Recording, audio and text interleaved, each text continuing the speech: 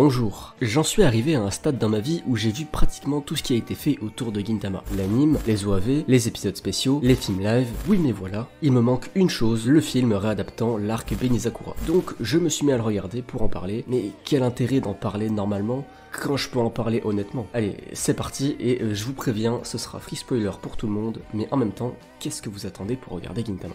Le film commence avec nos protagonistes qui sont heureux de se voir attribuer un film, et ils se foutent un peu de la gueule de la Warner Bros. Classique Gintama. Bon, maintenant le film commence réellement avec l'introduction classique de Gintama, mais Gintoki l'interrompt parce que tout le monde connaît déjà l'histoire de toute façon. Bon, maintenant, le film commence vraiment avec une présentation de nos personnages principaux. Le film est une réadaptation de l'arc Benizakura, donc pas une histoire originale, et également ça va être très compliqué pour moi de résumer ce film, car Gintama étant ce que c'est, ça va être compliqué de vous retranscrire les blagues, mais je vais faire mon maximum. Bon putain, je m'interromps tout seul, et à côté de ça, le film a toujours pas commencé.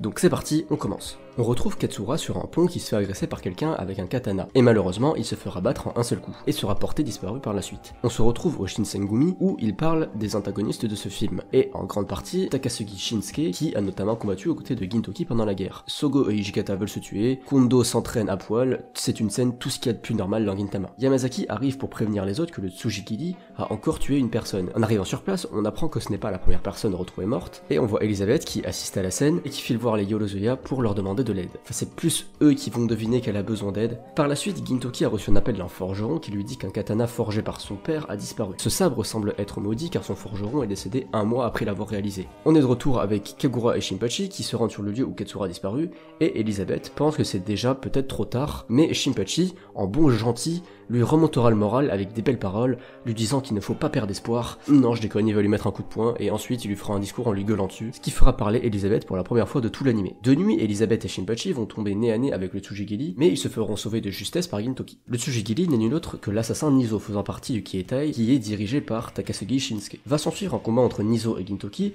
combat qui verra Gintoki galérer pas mal et être à deux doigts de mourir, mais il se fera sauver par Shinpachi. Pendant ce temps, Kagura s'est infiltrée au QG du Kietai et va tenter d'appréhender Takasugi, mais elle se fera arrêter par Makoto et Takeshi Henpeita. Par la suite, Gintoki fait un rêve étrange où il se fait tuer par Takasugi, mais ça va, ce n'est qu'un rêve, je pense. On va dire que ça va. À son réveil, Ota est à côté de lui et lui demande s'il la reconnaît. Il lui dit que c'est une planche à pain, donc dans tous les cas, si ça allait avec le rêve, t'es sûr que maintenant ça va absolument plus. Pour l'aider à se remettre, elle lui lit un extrait du Jump, j'imagine avec tous les bruitages et tout. Je sais pas si on peut appeler ça vraiment un bon moment. On apprend par la suite, grâce à la visite de Tetsuko, que son frère donc s'est allié à Takasugi pour fabriquer tout un tas de katanas. On retrouve Shinpachi qui veut rentrer dans le navire du Kietai. Dans ce même navire, on retrouve Kagura et Makoto qui font un concours de qui crachera le meilleur glaire à la gueule de l'autre. Écoutez, on s'amusait comme on pouvait, autant des samouraïs. À l'extérieur, Elisabeth tire un boulet de canon sur le navire et par la même occasion met en l'air sa couverture. Pourtant c'est dommage, elle était si bien camouflée. Bon, elle se sacrifiera pour laisser Shinpachi entrer, ça doit facilement rentrer dans le top 5 des actes héroïques dans les animés, et ensuite Gintoki décidera d'aller sur le navire lui aussi. Bon, je passe un peu parce qu'on a de l'action,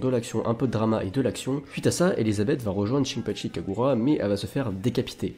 Le costume. C'est pas sa vraie tête. Mais en fait non, c'est Katsura dans le costume. Je ne sais pas quand il a eu le temps de le trouver, entre le moment où il est mort et le moment où il réapparaît, mais c'est pas la question. Pendant ce temps, Gintoki est toujours en train d'arriver et se voit confier un katana forgé par Tetsuko. Katsura est quant à lui en train d'expliquer comment il a survécu en se faisant passer pour mort, mais il sera interrompu par Kagura qui lui fera une German suplex et Shinpachi qui lui mettra un coup de crucifix dans la tête. Bon, au final, je sais plus vraiment qui veut tuer qui là, mais c'est pas grave. Après une interminable attente, Gintoki arrive enfin, et arrive la réplique que tout le monde est censé connaître, en tout cas c'est l'une des scènes les plus connues de Gintama. Bon, va s'en suivre plusieurs combats comme Gintoki contre Nizo, Shinpachi contre Takeshi Henpeita et Kagura contre Makoto, mais ces deux derniers seront interrompus par Nizo qui est en train de se faire consumer sa conscience par Benizakura. Tous nos héros vont essayer d'arrêter Nizo pour qu'il libère Gintoki, ce qu'ils arriveront à faire, mais après cela, le frère de Tetsuko se sacrifiera pour protéger sa sœur. Finalement, Gintoki arrivera à mettre Nizo hors d'état de nuire, et s'ensuit enfin un combat final où Gintoki et Katsura combattront ensemble pour appréhender Takasugi, mais ce dernier réussira à s'enfuir, et c'est ainsi que se termine le film Gintama Benizakura N. Enfin non, pas exactement, parce qu'après le premier générique de fin, on va avoir droit à tous les personnages étant peu ou pas apparus dans le film, réclamer un film centré sur eux avec des idées plus ou moins correctes. Mais ils se feront malheureusement tous interrompre par la Warner, et voilà, c'est fini. Bon, eh bien, j'avais pas vraiment de doute sur la qualité de ce film. Gintama, c'est toujours qualitatif, l'arc Benizakura représente un peu l'un des premiers arcs sérieux de Gintama, mais il est très loin d'être le meilleur à mon avis. On a quand même néanmoins une bonne histoire, même si elle nécessite évidemment de connaître l'anime un minimum. Les antagonistes sont plutôt ok, je suis pas un grand fan de Nizo, on va dire qu'il a un développement de méchant extrêmement basique, et pour Takasugi, c'est un peu particulier, si je devais le juger avec ce film, je le trouve juste pas exceptionnel. Après, c'est normal, hein, son développement arrive bien plus tard dans l'anime, et il devient un très bon personnage après. Pour le reste, c'est du classique Gintama, les quelques blagues me font personnellement rire, mais ça c'est en grande partie parce que je suis habitué à l'humour. Enfin bref, c'est un très bon film que je vous recommande chaudement.